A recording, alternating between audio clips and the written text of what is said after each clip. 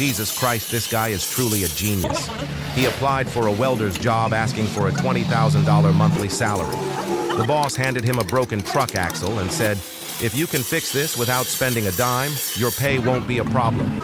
Without saying much, the man got straight to work. First, he lifted the axle onto a stand and tied both ends with iron chains.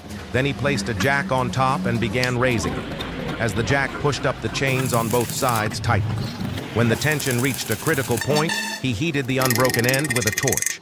This allowed the jack to push further, gradually closing the gap in the broken axle. Once the edges were aligned, he quickly tacked them together with a welding machine. Next, he removed the jack and chains, carefully inspecting the axle for bending or deformation.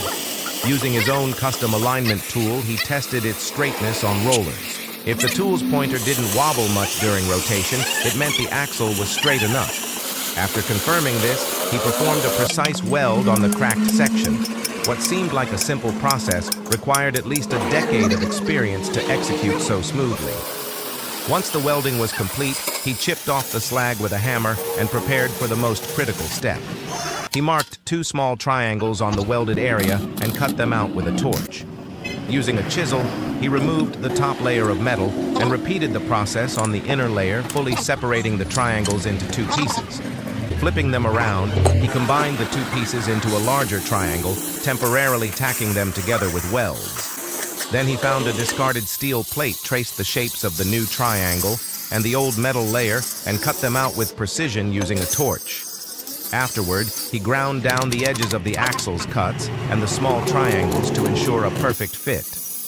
Once satisfied with the alignment, he hammered the parts into place and welded them together, adjusting angles as needed during the process.